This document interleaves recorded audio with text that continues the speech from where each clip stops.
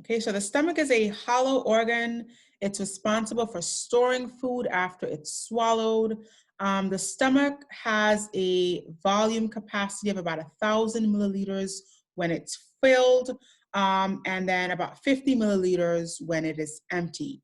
The stomach is also important for releasing gastric juices, right? The acidic juices that help to break down food to smaller particles, and again, begin the breakdown process of macromolecules into their smaller components. Food is released in a very regulated or very slow timed way into the intestines through the stomach, and that is what gives the stomach the ability to actually spend time beginning the digestive process. So food needs to spend a certain amount of time in the stomach being mixed and being mulched in order to actually allow adequate time for the breakdown to begin. We talked about different parts of the stomach in lab, so we should know that we've got the fundus of the stomach, we've got the body of the stomach, which is most of the stomach here. And then we didn't speak about the antrum because the antrum is more of an internal appreciation. So the antrum is the area that leads into the pylorus, which is the narrowing of the stomach before it empties into the small intestine. Now, the mixing of the food contents of the stomach creates this substance that we call chyme. So chyme is this semi-solid substance. It's basically partly digested food, acidic juices, digestive enzymes that are kind of mixing into this liquidy substance that leaves the stomach and goes down into the small intestines. Again, this is regulated. We have gastric emptying, and gastric emptying is going to be under the influence of certain hormones that we'll speak about. So basically, this is determined by your satiety levels in the brain, how full you feel. It's also determined by the size of the stomach. It's determined by the density of the meal, right? If you had a really dense meal or if you had more of a liquid meal, all of that will determine the time it takes for gastric emptying or the time it takes for that semi-solid chyme to leave the stomach and make its way into the duodenum. Other important features of the stomach are rugae. So rugae are these folds that we see in the stomach. Again, the stomach is very highly folded, and that is that allows it to expand to accommodate larger volumes. This is why we can eat a large meal and have our stomach expand to accommodate that. And then we can eat a smaller meal, which will not allow that much distensibility of the stomach. And this is what gives us the variability in stomach size. So someone who chronically eats large meals is going to have a larger stomach. He's going to have more flattened rugae, as opposed to someone who chronically eats smaller meals or meals that are more appropriate, which are going to leave the stomach more highly folded, as those rugae are bunched up or folded and not as flattened out. Okay. Alrighty. Now let's look at some of the other components and the cells that are found in the stomach. So we've got these gastric pits found in the lining of the stomach. And these are basically invaginations or pits that are found lining the stomach that create what we call gastric glands. So these lead to these hollowed out pits which have cells that are lining them that we call gastric glands. And they basically secrete a few different products that are important to breaking down food and to the digestion of proteins and things like that. So one of the secretory products is called pepsinogen. Pepsinogen is created by chief cells. Chief cells are one of the cells that line these gastric glands in these pits. And they create pepsinogen, which is a precursor for pepsin.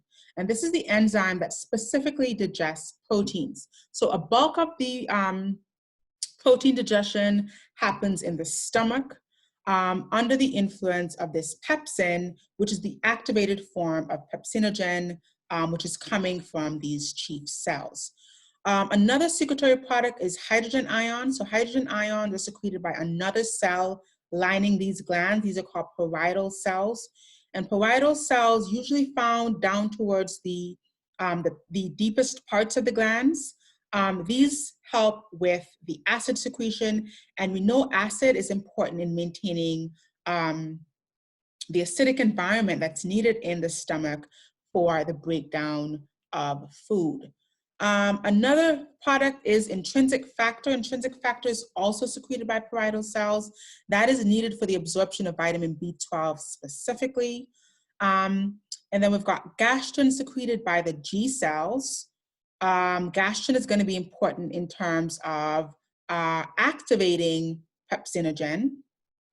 And so the gastrin is going to be released as a hormone, and that is going to in turn influence the release of these other cells.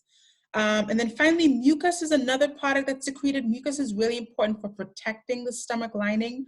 Remember, this is acid, and our cells, our proteins do not do well under these extreme acidic environments. So there's actually a thin coat of mucus as well as bicarbonate that is lining the stomach and protecting the wall of the stomach from the extreme harshness of this acidity.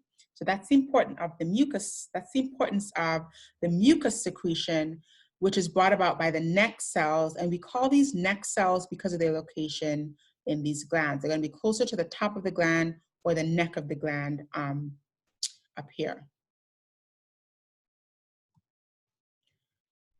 All right, so the acidic environment in the stomach usually is about a pH of 2, very acidic. That is needed to activate pepsinogen into its active form pepsin so that we can begin the breakdown process of those proteins. Now we know that acidic environments are going to denature proteins, also going to help kill any bacteria that's in the food that we're ingesting. So it's also a part of the immune system, a protective mechanism, having that highly acidic nature of the stomach.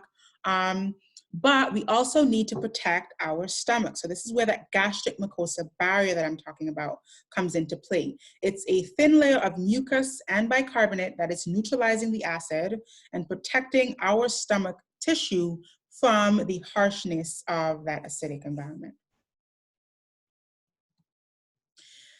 All right, so that is the stomach. Let's talk about the small intestines here, right? This is the remainder of the tube, or the remaining parts of the tube here. So we've got the coiled, hollow tube, about 8 to 10 feet long. This is between the stomach and the large intestine.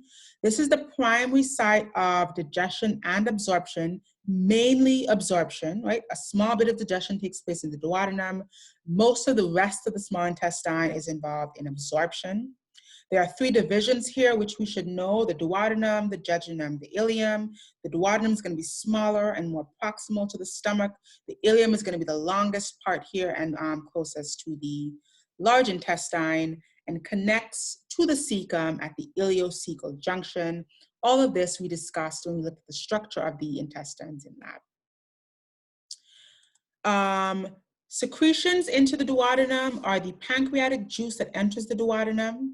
Pancreatic juices include bicarbonate, which helps to neutralize some of that acid in the chyme that's coming from the stomach, right? So we need acid in the stomach to begin the breakdown process, as well as to be a part of our immune system, right? Killing any bacteria that may be in the food that we're ingesting. But as far as the duodenum, jejunum, and ileum, we don't want these parts of the intestine to be exposed to the acidity of the chyme. So in the duodenum, a part of the role of the pancreatic juices is to neutralize the acid that is in that chyme, and that is brought about by secreting bicarbonate into the duodenum. We also have the secretion of bile into the duodenum. This is coming from the liver, right? We talked about the hepatic circulation and the biliary tree, the biliary system, where we have the common bile duct opening into the duodenum and secreting bile that is made in the liver, stored in the gallbladder, into the duodenum. And bile helps specifically with the absorption or the emulsification of fats, the breakdown of fats into smaller parts. All right, let's talk about absorption here. We know most of it happens in the small intestine. It's completed within the first part of the intestine, and that it's anatomically arranged to provide a large surface area for absorption. So absorption requires a large surface area. And so what we'll see here as an adaptation of the small intestines is this highly folded nature of the lumen of the small intestines, as well as microvilli. We talked about microvilli, which forms this brush border, and that also helps to increase the surface area. So we've got the villi, right? And I want to distinguish villi from microvilli here. So along the lumen of the small intestine, we have these outpouches that are called villi. These help to increase the surface area as well. Within a villi, we have blood vessels, we have lacteals, and a lacteal is a part of the connection to the lymphatic system. So we can see the lymphatic vessel here, which has this small lymphatic capillary which sticks up into the villi, and that is how fats are absorbed. Remember, fats are absorbed through the lymphatic system, and so they're going to be absorbed into this lymphatic duct. Now, along the villi rather, we have this apical modification of the cells that are lining the villi. These are called microvilli. So we don't want to confuse the villi itself with the microvilli. The microvilli are the apical modifications of the cells that are lining the villi, and the villi is the actual outpouching of the wall of the small intestine that is made by these smaller epithelial cells. Both of these adaptations help to increase the surface area of the small intestines. In fact, if we were to stretch this out completely, the small intestine is actually about as large as a football field in terms of its entire surface area.